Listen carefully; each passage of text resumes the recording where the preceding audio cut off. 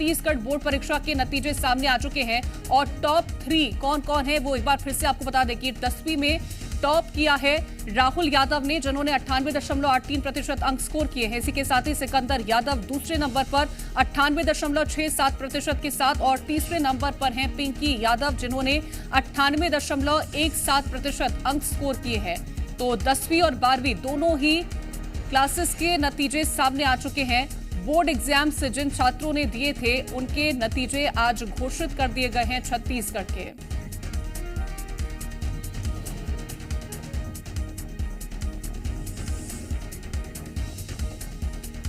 जशपुर से हमारे साथ सूरज जुड़ गए हैं, जो कि 3rd रैंक उन्होंने हासिल की है। बहुत स्वागत है सूरज आपका और बहुत शुभकामनाएं आपको, जिस तरह से आपने ये प्रदर्शन किया है। कितनी खुशी है, जाहिर करिएगा कितने खुश आपके परिवार वाले हैं।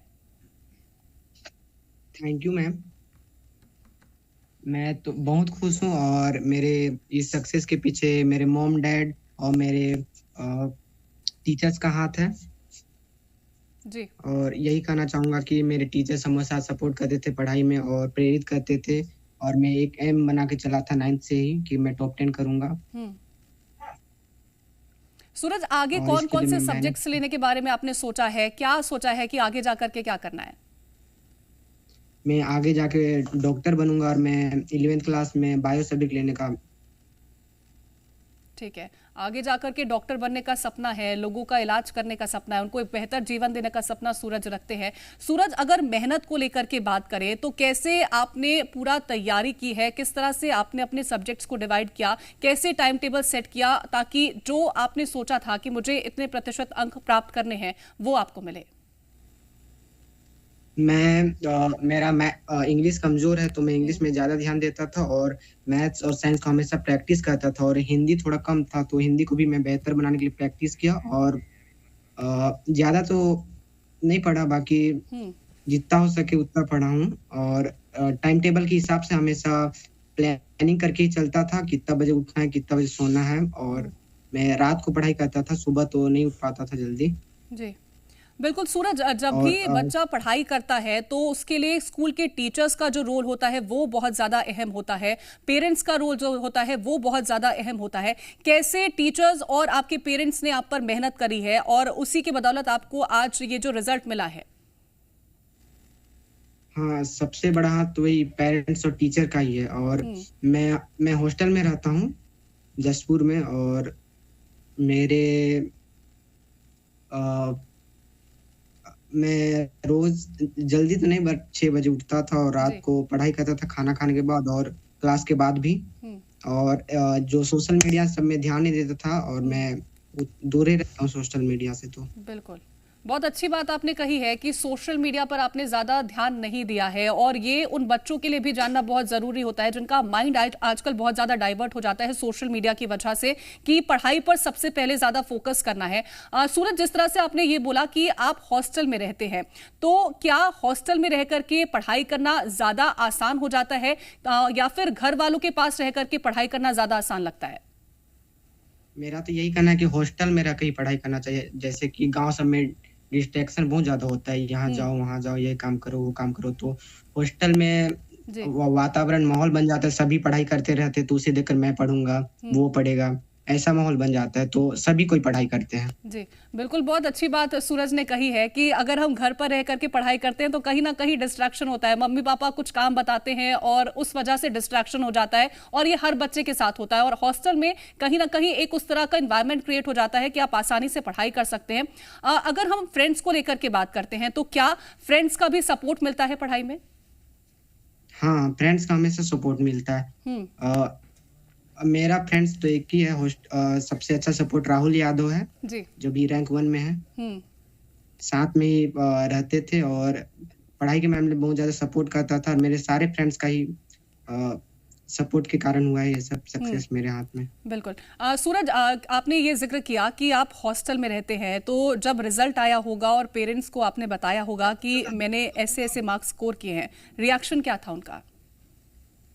बहुत खुश थे, मेरे को गले से लगा लिया और आशीर्वाद दिए, हमेशा आगे बढ़ो बोले। जी, आगे जाकर के कैसे तैयारी करने वाले हैं, क्योंकि डॉक्टर एक बहुत बड़ी जिम्मेदारी होती है और उसकी पढ़ाई जो है उसमें बहुत ज्यादा मेहनत करनी होती है, तो कैसे अब पूरा सेटअप तैयार करेंगे, कैसे अपने आप को तैयार करेंगे उस पढ़ाई के लिए?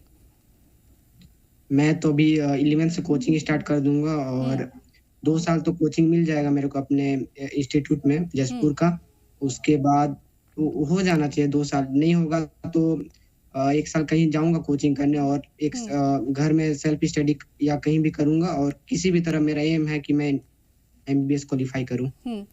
सूरज, ये आपने डॉक्टर अभी बनना जिक्र किया था कि आपकी थोड़ी सी इंग्लिश और हिंदी थोड़ी वीक है, तो उसे मजबूत करने के लिए कैसे करेंगे? क्योंकि जब भी आप बाहर निकलते हैं स्कूल और कॉलेज से, बहुत ज्यादा कंपटीशन आपको फेस करना पड़ता है, तो कैसे उस चैलेंज से निपटने के लिए आप तैयारी करेंगे? मैं ट्यूशन जाऊंगा बोला था और हिंदी तो मैं खुद कर लिया हूँ अभी तो। हिंदी अच्छा है और इंग्लिश थोड़ा सा कमजोर, उसको भी मैं बाहर कोचिंग करके कर ही लूंगा, उसको भी ट्यूशन जाके। ठीक है। सोशल मीडिया का भी जिक्र आपने किया था, आपने कहा कि मैंने सोशल मीडिया से दूरी बना करके रखी थी ताकि माइंड मेरा डाइवर्ट ना हो। जो बच्चे आपको देख रहे होंगे, अभी सुन रहे होंगे, उन्हें आप क्या कहना चाहेंगे, उन्हें क्या लेसन देना चाहेंगे कि उन्हें किस तरह से सोशल मीडिया से थोड़ा बहुत डिस्टेंस मेंटेन करना चाहिए? हाँ, सोशल मीडिया से हमेशा हमेशा तो नहीं, बाकी जरूरत के समय जैसे कि प्रॉब्लम क्रिएट हो रहा है तो उसके सॉल्यूशन के लिए हमेशा, जैसे पढ़ाई से संबंधित हर ऐप मैं तो यूज करता हूँ। और जैसे कि इंस्टा ये सब नहीं चलाता हूँ मैं, और फेसबुक चलाता हूँ मेरे पापा के आईडी से, उनका बस थोड़ा थोड़ा कभी माइंड डाइवर्ट हो जाए इधर उधर तो थोड़ा देख लेता हूँ। और हमेशा टीचर्स की सपोर्ट किए हैं तो जितना प्रॉब्लम आता है सबका सॉल्यूशन टीचर्स कर देते हैं। बिल्कुल, बहुत ज़रूरत होती है ऐसे माहौल की, ऐसे टीचर्स की जो आपको समझ सके, आपके मन में जो क्वेरी है उसको रिजॉल्व कर सके। तो टीचर्स ने कितना ज़्यादा सपोर्ट किया है? क्योंकि साल भर ना केवल छात्र मेहनत करता है, ना सिर्फ स्टूडेंट्स मेहनत करते हैं, बल्कि टीचर्स मेहनत करते हैं। और जब आपका रिजल्ट निकल के सामने आता है तो दर्शाता है कि टीचर्स ने आपके ऊपर कितनी मेहनत करी है। तो कितना सपोर्ट रहा उनका? टीचर्स का बहुत ज्यादा सपोर्ट रहा हमेशा। मतलब जब भी प्रॉब्लम क्रिएट होता है तो जैसे शाम को भी आ जाते थे, हम लोग हॉस्टल में रहते थे तो टीचर्स शाम को ही आ जाते थे, कॉल करते थे सर लोग के मोबाइल से। और हॉस्टल में तो फोन अलाउड नहीं है तो बिना फोन के जाते थे और वहीं पढ़ते थे। और जब भी प्रॉब्लम क्रिएट होता तो टीचर्स जाके सॉल्यूशन कर लेते थे। हमेशा टीचर्स वहाँ रहते थे, सुबह शाम को जाते थे टीचर्स। बिल्कुल, टीचर्स प्रॉब्लम का सलूशन हमेशा आपको देते थे। सूरज, ये भी बताइएगा कि आने वाले वक्त में जब आप तैयारी करेंगे और तब जब चैलेंजेस आएंगे तो उनको फेस करने के लिए आपने अपना कैसा माइंडसेट किया हुआ है? क्योंकि आगे आने वाला जो वक्त होता है उसमें बहुत सारे चैलेंजेस होते हैं और जो पहले आपने सीख ली होगी, जिस तरह से आपने चैलेंजेस फेस किए होंगे, उनसे और बड़े चैलेंजेस आपको आने वाले वक्त में फेस करने को मिलेंगे। तो कैसे उसके लिए तैयारी है आपकी? तैयारी तो अभी नहीं है, बाकी बहुत कुछ सोच के रखा हूँ। हमेशा इधर उधर का बात में ध्यान नहीं देना, सोशल मीडिया से दूर, और ज्यादातर मोबाइल भी मैं यूज नहीं करता हूँ, पापा का ही मोबाइल है। और हॉस्टल में ही रह के पढ़ाई करना है 2 साल तो अभी। बिल्कुल, तो हॉस्टल में रहना है 2 साल। और सेलिब्रेशन कैसे रहने वाली है आज शाम की? क्योंकि रिजल्ट तो बहुत अच्छा आया है आपका, तो सेलिब्रेशन तो बनती है, तो कैसे सेलिब्रेट करेंगे आज का दिन?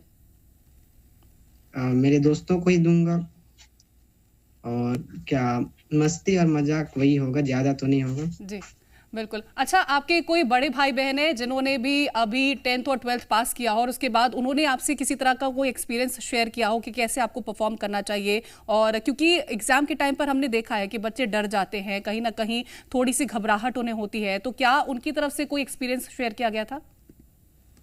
नहीं, वैसे तो मैं घर का 2 ही है भाई बहन, मैं बड़ा हूँ उसमें। अच्छा। और गांव साइड से अभी तो 9th और 10th में गांव में नहीं रहा हूँ, ज्यादातर हॉस्टल में रहता हूँ। और सिर्फ टीचर्स का ही है एक्सपीरियंस। और वहाँ जो हॉस्टल में रहते हैं बड़े भैया, उनको हमेशा पूछता था कैसे पढ़ाई करना है, क्या करना है, सॉल्यूशन प्रॉब्लम इसको कैसे हैंडल करना है, यही सब उन्हीं से सलाह लिया और पढ़ाई करते गया और यहाँ पहुंच गया। ठीक है सूरज, जिस तरह से आपने परफॉर्म एग्जाम में किया होगा तो हमेशा ये रहता होगा कि मुझे इतने मार्क्स मिलने चाहिए थे, और आज जब रिजल्ट निकल के सामने आया है तो क्या आपको लगा है कि आपने जिस तरह का परफॉर्मेंस दिया था उसके अकॉर्डिंगली मार्क्स आए हैं, या और अच्छे आने चाहिए थे, या फिर कहीं ना कहीं आपको लगता है कि हाँ इतना ही परफॉर्मेंस मैंने दिया था और उसके अकॉर्डिंग मेरे मार्क्स ठीक आए हैं?